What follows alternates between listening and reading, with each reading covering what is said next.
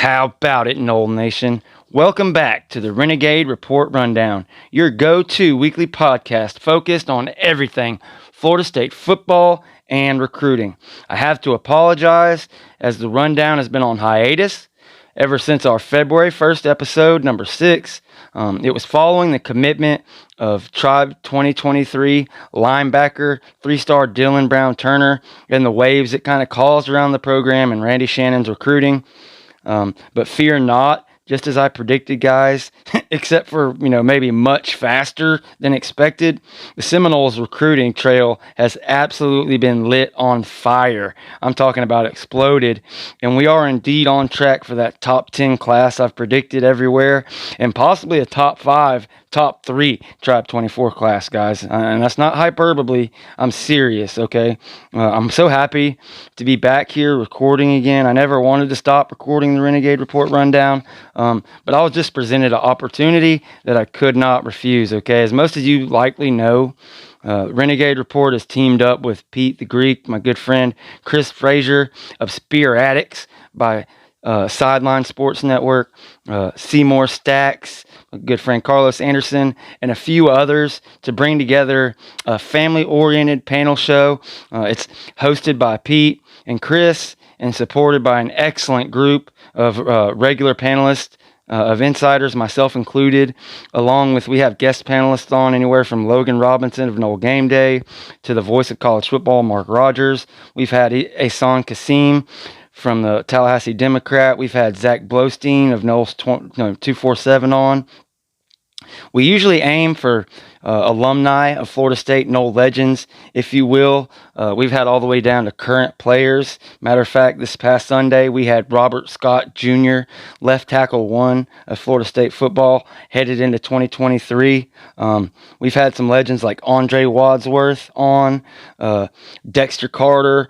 We had Brian Stork, Remington Award winner, 2013 National Championship winner recently, as well as his teammate Carlos Williams another week. It's been an absolutely, thrilling journey, and like I said, an offer I just couldn't turn down, and just a privilege to be on that show with such great guys and move forward. We released the podcast version following the live show, which is every Friday at 5 p.m. Eastern Time on Twitter Spaces. Every once in a while, we'll have a special show. So like, for example, this Thursday, we have got Dedrick Dodge, legendary Florida State free safety who just accepted, I believe it's the safeties coaching position, on-field coaching position at Grambling State, which is an awesome honor, and we're glad to hear him. We can't wait to get him on Thursday and talk to him. I'm pretty sure we're going to have some of those special guests like we talked about, maybe Mark Rogers or Logan. We'll see how that works out. But like I said, it's live on Twitter Spaces, and then it gets released on all platforms, the same as the Renegade Report Rundown. It'll be on YouTube, Spotify, Anchor, all that good stuff. You can download it, the audio file straight from Renegade Report to Apple Tunes, or Google Podcasts, etc. Okay. Like I said, it's been an amazing opportunity, and I'm so happy to be back, to be able to finally get back to recording these Renegade Report Rundowns. Finally got to a spot where I can do that efficiently enough with all FSU to be able to provide you guys the quality of content I hold myself to at Renegade Report. My regular listeners and readers know that I'm not big on fluff or putting stuff out there just to put it out there. I really want you guys to get good information, and the information you need to know to stay on top of things and be that kind of insider when it comes to hanging out at the water cooler and talking to guys about Florida State football, but also want to provide some content that, a fanatic like myself can listen to and pick up a few nuggets. Today's show, the main part of today's show, is going to be a spring camp update, particularly the offensive side of the ball. I'm going to go from quarterback all the way down through all the position units, and we're going to end at offensive line. Quickly though, right before we get into that spring camp update, I want to touch a little bit on recruiting. I couldn't just tell you how on fire we are on recruiting and then just leave you hanging. To give you an idea of how we've climbed the ranks and why we're so on fire, first we'll take a look at a guy who is just amazing. He's been making the rounds, doing a lot of podcasts. He was recently on Spear Addicts. 247's X's and Knowles podcast. He's been all over the place. Luke Cromenhawk. Quarterback 1 for 2024. He's jumped all the way from, I believe, the number 21 overall quarterback in the nation to number 5 in On3's rankings. I believe he's number 8 in the 247 composite. He's a composite 4-star. Matter of fact, today, as I was trying to get this recorded, he's made the Elite 11 finals. Okay, and while we talk about quarterbacks, yesterday's scrimmage, Tramel Jones Jr. commits to Florida State, the 2025 quarterback out of Mandarin High School.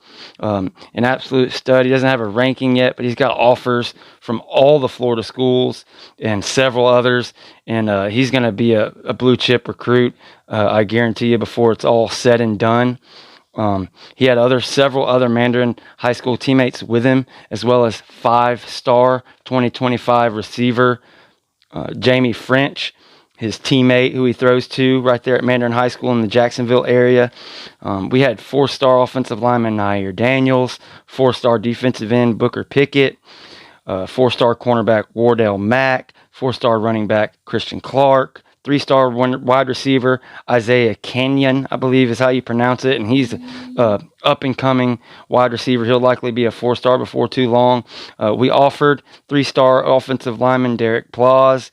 We offered 3-star cornerback Ricky Knight already has an offer. He's another guy that's about to be a 4-star, if not already on some services. 3-star linebacker Ja'Cory Stewart was on campus, and just a ton of other guys. But the point is, guys, it's awesome. We are on fire recruiting. John Daniels, I don't know if he made it to campus yesterday.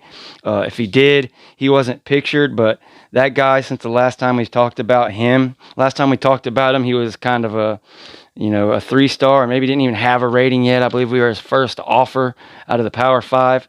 He has rocketed up boards, and in On3's newest rankings, I believe they have him like number 9 overall. He's an absolute beast. He's a composite 4-star, working on his 5th star now, and I sure hope we can land him. Everything's kind of looking that way, so fingers crossed on that one. And we'll get more into recruiting on the next episode, but I've got a full show with you guys today, and with that, let's get right into the spring camp update offense. So again, guys, with this update, since we have been on a hiatus for a few months, the goal of this episode is to get you completely up to date from the insider's perspective, through 9 practices of 15, including 2 scrimmages that have taken place, the latest yesterday inside of Doak Campbell Stadium. This being kind of that catch-up episode, it may run long. I promise I'll keep it as close to 15 minutes as possible. We may end up in 20 minutes. I think I might say that every single time we do a show. But first thing here is the list of players out for the entirety of spring. This Micah Pittman is out for 4 to 6 months. He recently had a procedure on his hip. Left tackle Robert Scott Jr. as well is going to miss all of spring. And these are defensive guys, but I'll go ahead and let you know Kevin Knowles out for all of spring. The defensive back, nickel, if you will. Aaron Hester, defensive lineman. Malcolm Ray, defensive lineman, also out. And along with plenty of other guys that'll be limited. But those 5 or 6 guys are the only guys that are out for the entirety of spring that we know of. With the Garnet and Gold game less than 2 weeks away, guys, the first team offense has been great and done as they pleased versus the starting defense. The opposite is true for the second and third teams, with the defense holding the edge there. There's only so much we can take from these, or infer from any of these stats or scores coming out of these scrimmages that like we had yesterday. The coaching staff likes to release them. Adam Fuller does his project or mission takeaways, all that kind of good stuff. It's great, but we can't control the situations and necessarily why they're wanting to put that information out there. So we just kind of do the very best we can from inside sources that are, able to see practices, parts of the practices, and glean as much as we can reading between the lines, comparing the things the 4 different coordinators say following each scrimmage and what we get out of Mike Norvell after every practice, et cetera, et cetera. We're going to start off with the quarterback. Might as well, everybody loves the quarterback. It's the most important position on the offense, especially if you ask the quarterback, he'll tell you he's the most important. But really, the entire game, quarterback, is the biggest news that we got of the offseason. Jordan Travis has come back, so that really affects everything at spring camp going forward. Him returning for a fifth year at Florida State, he's been absolutely brilliant this spring. He's shown immense growth, kind of doubling down the growth we saw from 21 to 22, and then through the year again. He's now a grizzled vet in the pocket. No more happy feet, one read and taking off the run. He's found absolute confidence in his skin and at the position. He's taking 100% ownership of his growth, expectations, and, just wants to be that complete quarterback and, compete for a national championship and that Heisman Trophy. The type of words coming out of coaches' mouths describing his play: elite, intelligent, leader. I mean, I could go on and on about Jordan for hours. He's just been the truth, and that's all we've heard coming out of camp is just pure and utter domination by him, and taking that next step with his footwork, pocket presence, making those minute adjustments, moving from first to second to third reads, looking cornerbacks and safeties off with his eyes. Him and Johnny Wilson on those back shoulder throws, the rhythm and timing and everything it takes. He's just really taken that next step of mastering, the pocket quarterback skill set. He did not participate in the first scrimmage. He was a little dinged up last week, but he did participate in the scrimmage yesterday, which is awesome. So we get a little feedback. Unfortunately, he was supposed to play 2 or 3 series, but ended up just playing 1 series. 12 plays, guys. He got the ball, first team offense against first team defense, 12 plays down the field for a touchdown. Like I said, hit an awesome back shoulder throw that we got to look at, courtesy of Seminoles Twitter account to big number 14, Johnny Wilson, and I just went out there and dominated like I've said, and that was it. They pulled him. They had 50 snaps overall with the first team offense and defense on the field. So that means that we got 32 snaps to look at those backup quarterbacks between Anthony Duffy and Tate Rodemaker. I can't tell you how that broke up, because I wasn't there. But 38 plays, again, that's freaking awesome for those guys to have Jordan, come in and do a successful drive, and those guys still get 38 first-team reps. After that, they went with 45 second-team reps and about 15, 20 third-team reps to finish out the scrimmage. Everybody that was there said it was electric. All the recruits really said it was an amazing scrimmage, and a good battle after the kind of domination of Jordan Travis of the offensive side. We've heard the defense kind of took over for the second and third string positions now. And this backup quarterback battle, that's where all the drama comes from throughout camp.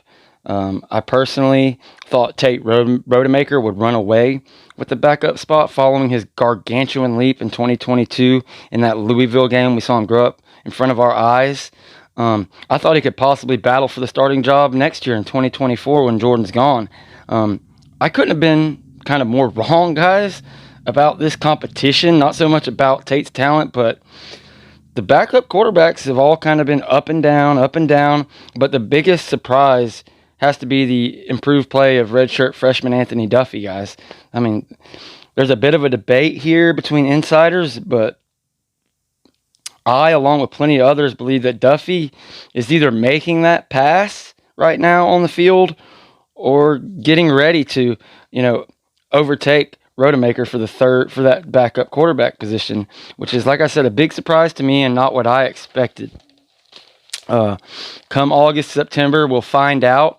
But as of right now, it's a tight race, and When it comes to Brock Glenn, he's no slouch either. He's really surprised everybody with his leadership, guys. He's a freshman, but he's kind of beyond his years. No moment's too big. He just comes out there with swag like he owns it. We saw it all the way back in tour duty. He's, picking up fifth-year defensive linemen off the ground and helping motivate them to finish drills and stuff like that. He seems more like a junior out there than a true freshman. And it's been a pleasant surprise. That said, in yesterday's scrimmage, there wasn't much, too much positive. It was really up and down and inconsistent. And he really did look more like a freshman, quarterback in that second scrimmage. But all in all, he's done great. And his future is super bright, guys. The intangibles and everything that go along with it, I really love what we've seen out of the freshmen so far. Now, up next is a position which I believe Mike Norvell just might be the very best evaluator of in the entire nation. Okay, starting running back Trey Benson has really taken that next step, coming off, that nasty energy he had while he was in Oregon. He's reshaped his body a bit since last season, converting more of that baby fat into just, pure Spartan muscle. The guy just looks ridiculously in shape. Any hesitancy or rustiness is completely gone. That knee injury is a thing of the past, and he's totally ingrained into the offense with a better understanding of his responsibilities than he had last year. If he had any issues last year, it was hitting the wrong, hole here or missing assignment there.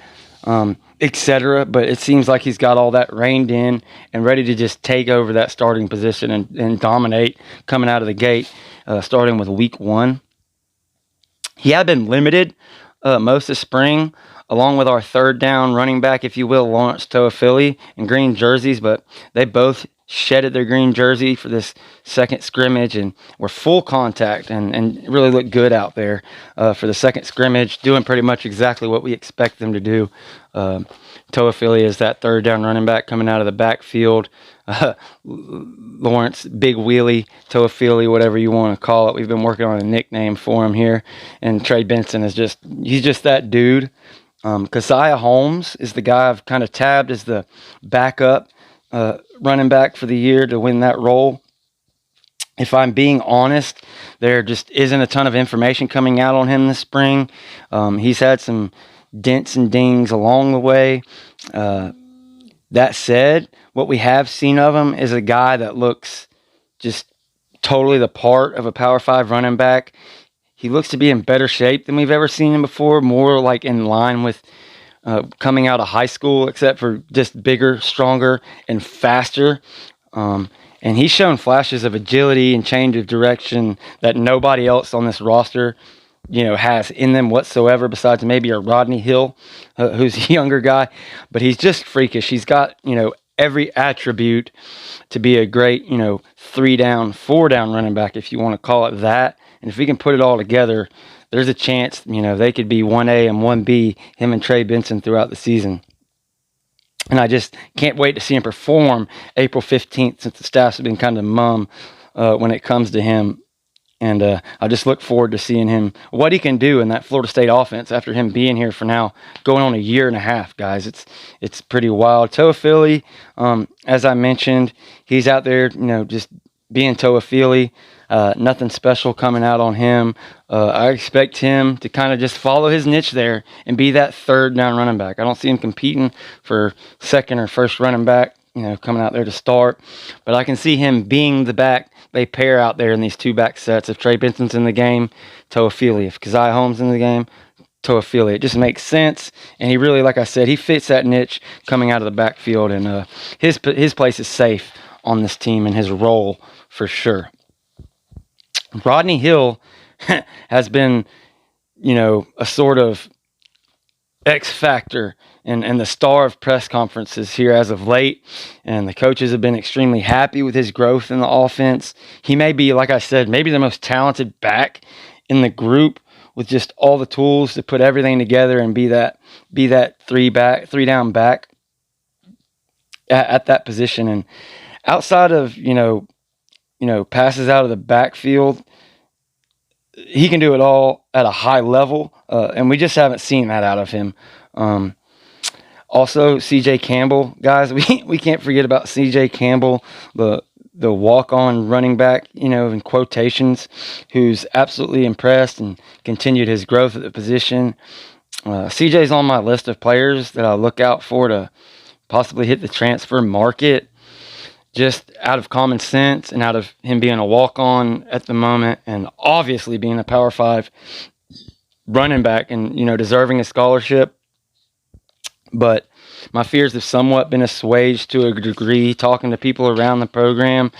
And the more I hear out of camp and speaking to sources about his situation, I can't say too much except that, make no mistake, he's being courted, highly by the NIL programs around the program, by the coaching staff, his teammates. They don't want him to leave, and there's a spot for him at Florida State, whether it's under scholarship. We'll see, and we'll let the school announce that coming up this spring or summer or whenever they decide to do that. The backup and third running back spot on this depth chart is going to be extremely heated, guys. It's going to be close. You're going to be splitting hairs, and I don't know. I can't say exactly where the coaching staff is leaning. I don't know what they're going to do when they have to tell somebody, hey, you're going to be number 4, whether it's, Kazai or Rodney, or Lawrence, or whoever it is that ends up being the odd man out in that 4th or 5th person, whether it's C.J. Campbell or even Sam Singleton. We don't know what he looks like. He's going to get here in the summer, and that's another running back as a freshman that could come back and kill. But let's move on from running backs and get going on tight ends. Guys, this room has done a complete 180-degree turnaround, guys.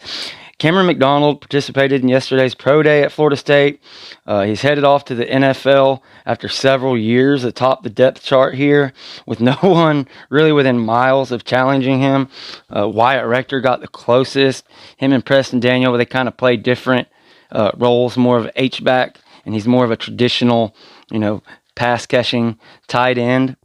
And those guys are both former walk-ons, if that tells you anything. And Wyatt Rector is also gone. He's headed to the NFL and participated in the pro day. But let's get to the guys on campus. And first up, I want to talk about my guy Marcuston Biscuit Douglas. This guy's grown into a top-flight inline tight end. I couldn't be more proud of him. He fits perfectly into what Coach Thompson and Mike Norvell want to do with their inline tight end. He's got the size you need. He can go out and catch a pass. Very great feet work, very strong, and is just where you want him to be when he's supposed to be there. And his steady growth is carried over into spring camp, and he hasn't, been in the limelight, but we hear about him every other presser, and he's doing really well and really progressing and settling into that role. If you've got kind of 3 different tight end positions, he's that inline tight end from Mike Norvell. And that brings us to our pass-catching tight end, the guy that's going to be out wide a lot of times, or just, in the slot more than attached to the line of scrimmage. 6'7" tight end, Kyle Morlock. Now, he's a big old boy, and he can run block, and he will be on the line some. Make no mistake in some of them 2 tight end sets, but when you look at him and kind of his game, he projects more as that pass-catching tight end. He's that threat you want, the guy, the prototypical guy you see in the NFL, running up seams and making big plays. He's been impressive thus far in camp, but he's struggled at times with consistency. That's kind of the word we keep getting back on him. He's got some great moments, but he also has some drops. Matter of fact, he had some drops yesterday in yesterday's scrimmage. He's doing real well in the strength and conditioning program and got his body to come around. But like I said, just a little bit more consistency that's required at the Power 5 level. And I think he'll just be fine by the time the season comes around. And we can't wait to see what he does April 15th, get our first look at him in that offense. And that brings me to the man. The dude, if you will, in the room, the guy that everyone's ranting and raving about. I'm talking about a guy last November, watching him play for South Carolina. I said, man, this guy would be a stud in Mike Norvell's offense. He'd be unstoppable. What are these guys doing? They don't know how to use him. If we could just get him to Tallahassee. And sure enough, he hits the transfer market, accidentally leaks his commitment through an NIL store. Long story short, we get him to Tallahassee, and here he is in camp. His former teammate at South Carolina and all ACC safety, Jamie Robinson, was also in the pro day yesterday inside the inside practice facility, and he said flatly in one of his interviews, Jaheim Bell is going to take over Florida State, okay? I don't doubt his words at all, okay? When you listen to Mike Norvell and the staff talk about him, they don't say much, to be honest. They're pretty tight-lipped when it comes to him for specifics, and really it's kind of par for the course with him when it comes to unknown quantities within his offense. But there's no hiding, the excellence that exudes Bell, and behind the scenes, everything I'm hearing is he's quickly becoming a leader, not only in the tight end room, but just on the offense and the team overall. Rumors have, kind of surfaced surrounding both Jarrell Powers and Brian Courtney's status, kind of upset with Jaheim and Kyle coming in and getting passed over. So there's been some rumors about these guys hitting the portal, even though we've heard a lot. Powers in general, we've heard from Coach Norvell, but also good things about Courtney. I don't know if anything's true. I've been able to find zero stating that there's anything true, and I've talked to other people that have said the same thing. They can't find anything, but rumors don't always come out of nowhere. But I'm hopeful those guys will both stick around. But at the end of the day, I want them to do whatever's best for themselves.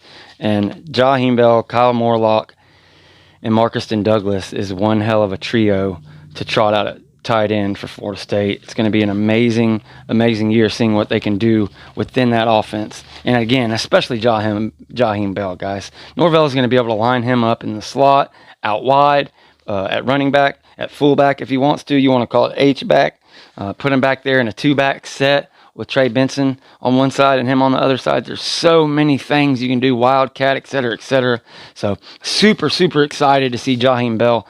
And I just have the feeling he's going to be that X factor, kind of who we saw out of Johnny Wilson out of nowhere, except for more polished, than Johnny was. But just he's going to be the guy that just burst on the scene, and everybody's going to talk about when they bring up FSU, they're going to be talking Jaheim Bell.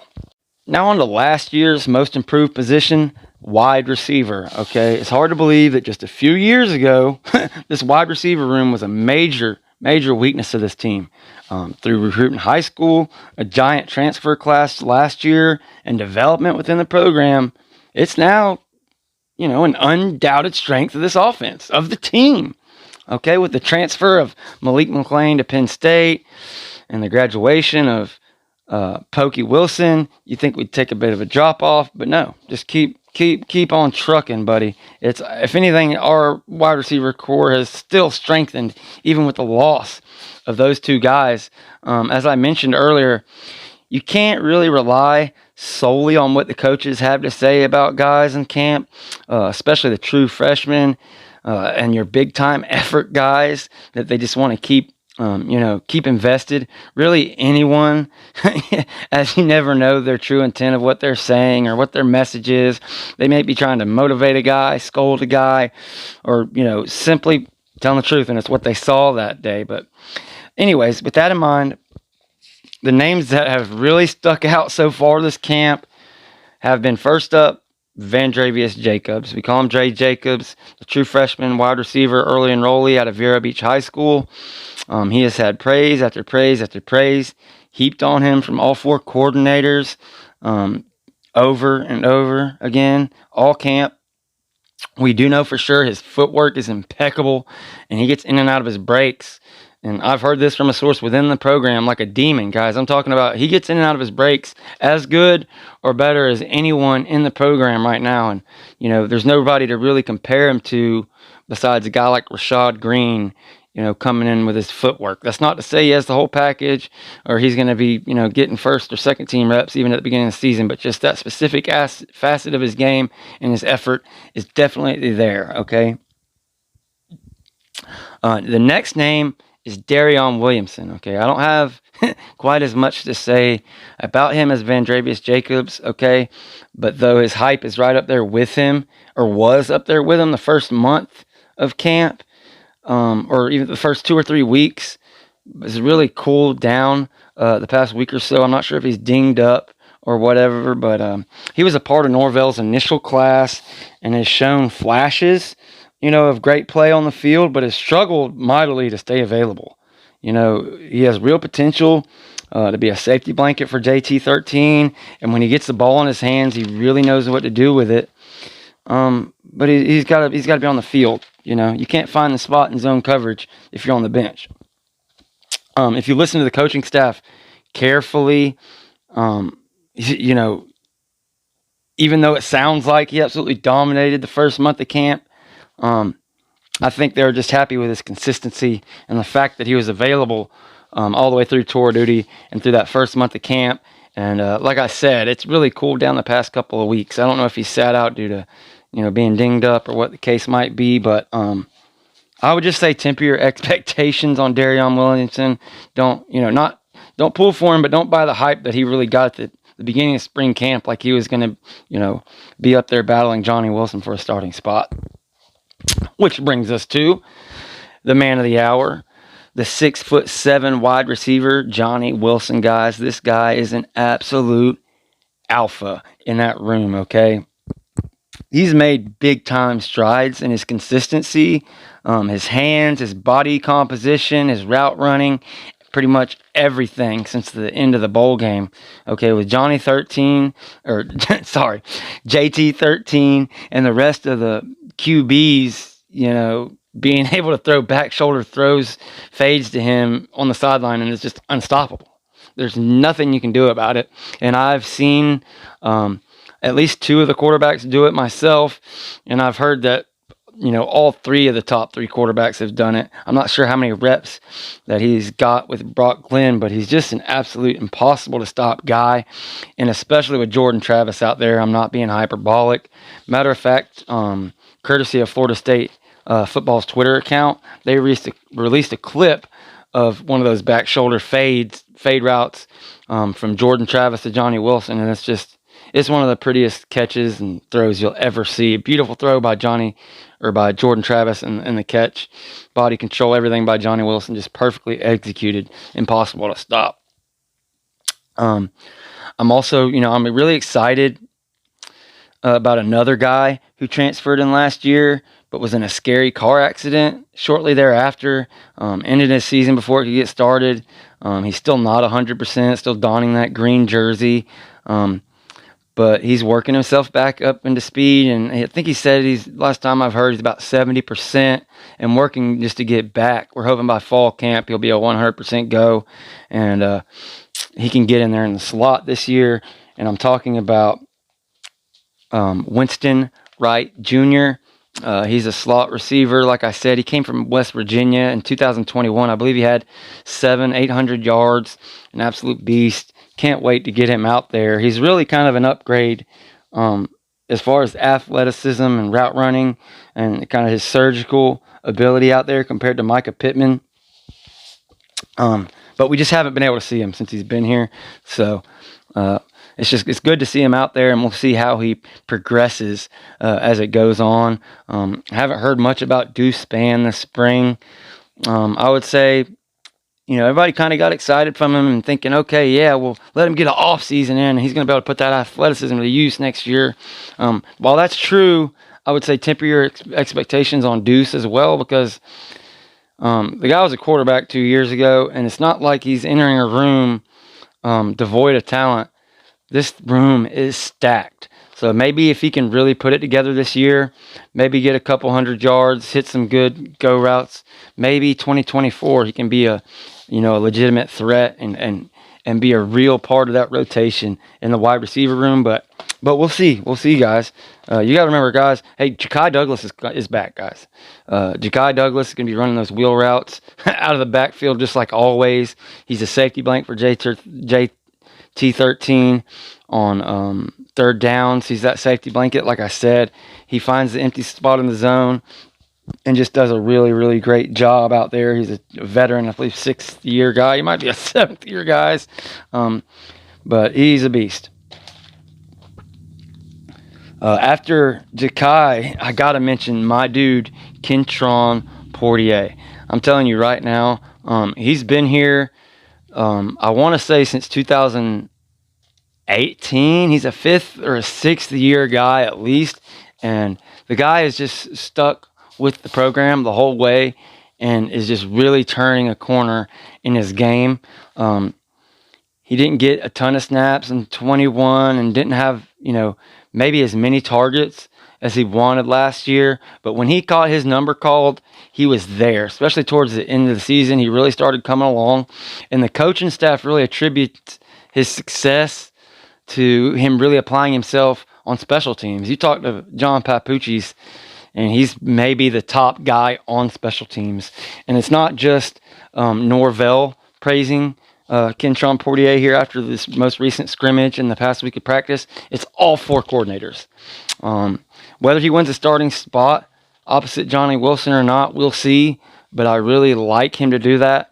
And everything I'm hearing out of camp is he's really taking that next step and is just a kind of a pro's pro out there and consistently out there doing his job every day. And if I'm being totally honest, he's kind of the opposite of Malik McClain, okay? When these transfers come in and he wasn't the alpha leader of the wide receiver room like he thought he was going to be, what did I say? He buckled down, devoted himself to special teams, made himself an asset, and came on as the year went on, and now he's in a position to get big-time snap numbers.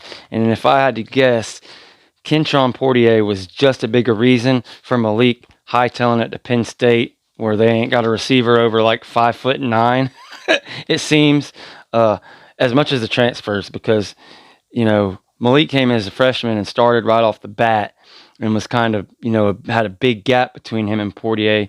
And if you ask me, Tron closed that gap and had surpassed him by the end of last year, and it was never, coming back. So anyways, let's get on to the offensive line, guys. I know I tried to say I would keep it under 20 minutes. It's not going to happen, but I'll do the very best I can for you guys. And here goes your offensive line, okay? I like to say that I saved the best for the last, but to be honest, I intended to do offense and defense when I first started doing this stuff or putting this podcast together, but who was I kidding, okay? Our final position group is offensive line, y'all. If you haven't followed along with the Noles consistently over the past 4 or 5 years, I'll never be able to explain to you just how far this group has come. Similar to the wide receiver unit, it's been completely turned around since Norvell's arrival. But even since the end of 2021, okay, there's really no comparison of what we're seeing now compared to, like I said, the end of 2021, okay? Yes, last year the group made major strides, and the Noles, had a good offensive line. Not great, not terrible, not amazing, but just okay, a good line, okay? That's no longer the case at Florida State. It's my opinion that the Noles will have an elite, hear me when I say elite, offensive line group this year. Sort of close to how I feel about the recruiting class. I think we're going to have a top 10 offensive line unit with a shot to go top 5, okay?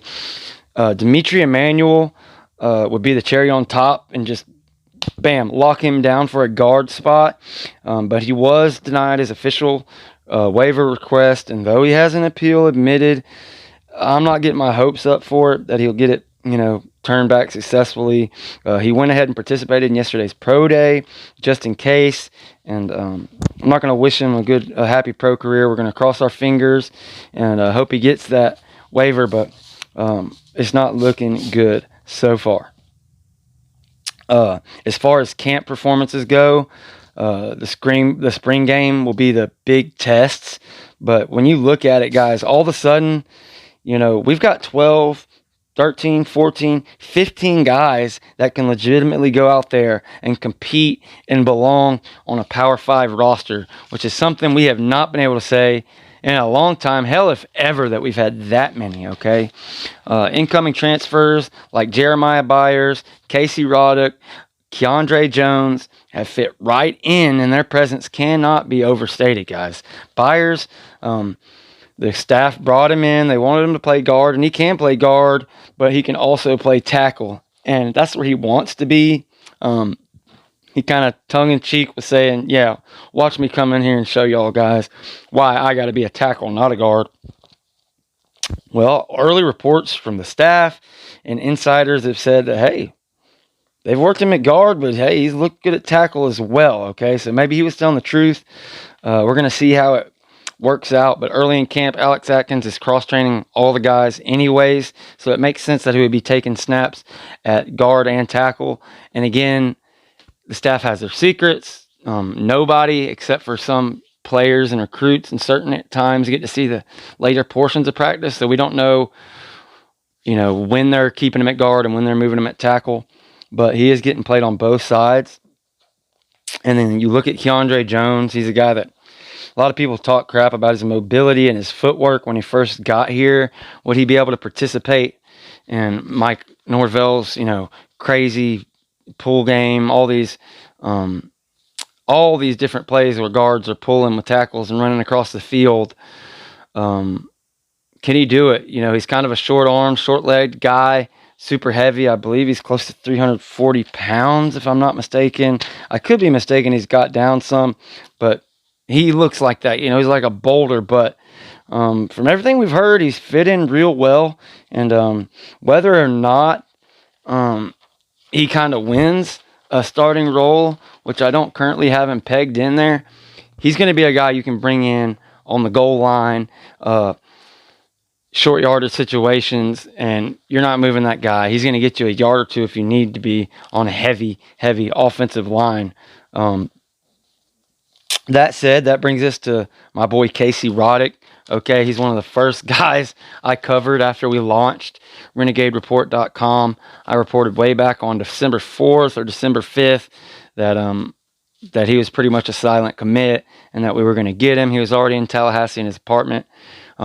Sure enough, it actually went on a lot longer than I thought, and rumors popped up here and there, but eventually he ended up signing with us. And guys, this is a big guy, okay? He is a monster of a man, okay? He's getting snaps, as I kind of predicted and hoped, at center.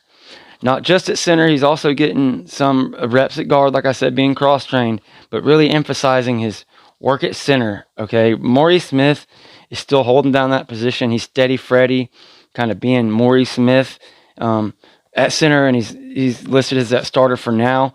But Casey Roddick, more and more rave-a-roos about him at center, and he's got a real chance to battle it out for that position. But not just Casey, guys. There's a redshirt freshman named Kayshawn Sapp, okay?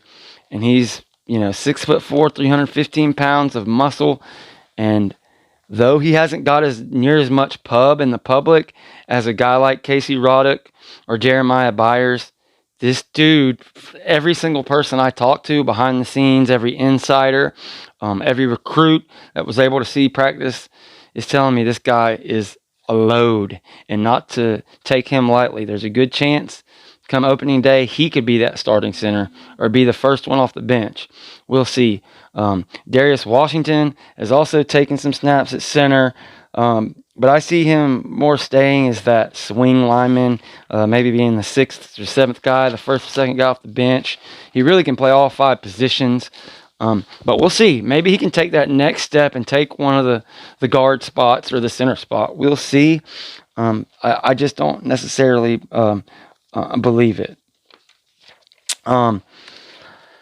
Like I said, Robert Scott Jr., unfortunately, is out for camp. But what that does is give us a really good look on the rest of these tackles. Okay, we've got a guy like Jalen Early who needs all the reps he can get. Haven't heard hardly anything from him out of spring. I'm not sure if he's dinged up or limited or what. But Julian Armella out there at left tackle, he has been absolutely killing it. And really coming along and is going to battle for one of those starting spots. Okay, we got another guy everybody forgets about. I forget about. He got hurt in the Duquesne game last year. Not even the LSU game. He didn't make it to the LSU game. Bless Harris, guys. Bless Harris. Transferred in from Lamar last year. Won that starting right tackle job, coming out of camp, and then gets hurt in the first game. And, people forget about that, okay? Jasmine Turnitine ended up taking over for him. Darius Washington filled in some. but he was out for the year. That was it. But he won that job. I believe he wasn't even a spring enrollee. He got here in the summer, or even like a week into fall camp, something crazy like that. He was not here long and won that starting job. So bless Harris coming back is huge. Of course, we've got the freshman offensive lineman, the absolute beast, Lucas Simmons. He's gotten a ton of reps. And guys, this is the best offensive line we've had on campus in a decade. I can say that coming from everybody I've heard talk about him. Looking at him, they don't make him like that, guys. He is that dude that we have been wanting and been missing every year.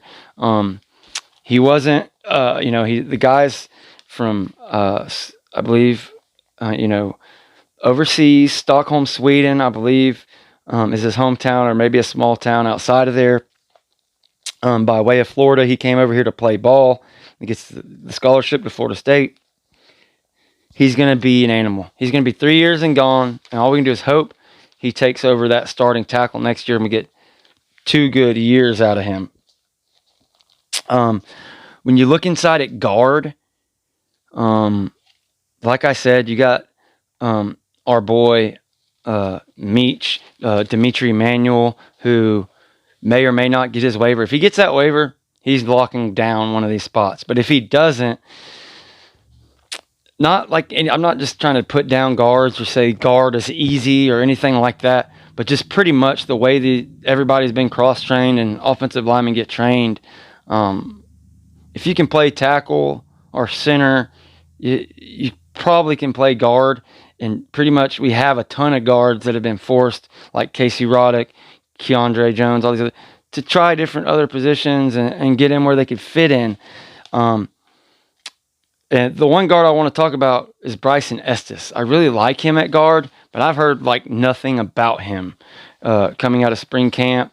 I'm not going to start any rumors, but I'll just leave it at that. I haven't heard a ton about him, and I really thought he was going to come around similar to Early and get a ton of snaps and be one of these guys who could possibly win that guard job. So we'll see what's going on there with him and where it goes moving forward with him. Who else do we have here? We're getting pretty close, guys. Sorry, I know we're getting really long into this thing. But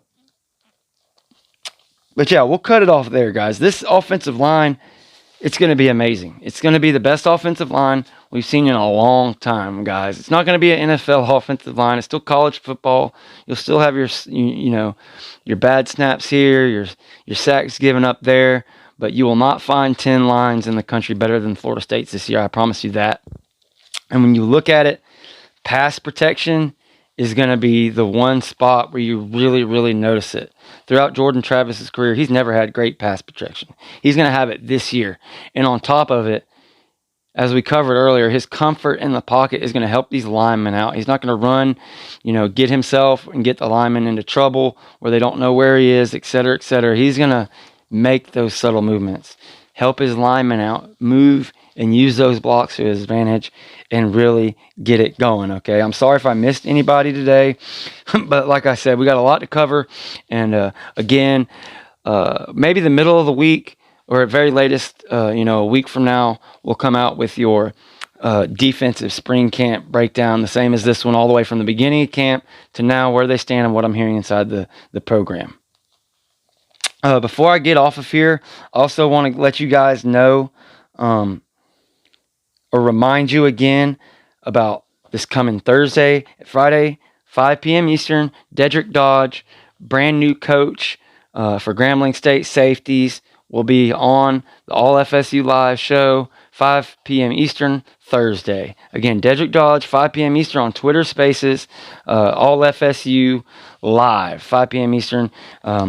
Chris Frazier at Spearatics, Pete the Greek at Pete Dorvatakis on Twitter, myself at Renegade Report 1 on Twitter, at Seymour Stacks on Twitter. Y'all come by and watch us, and thank you guys for joining us.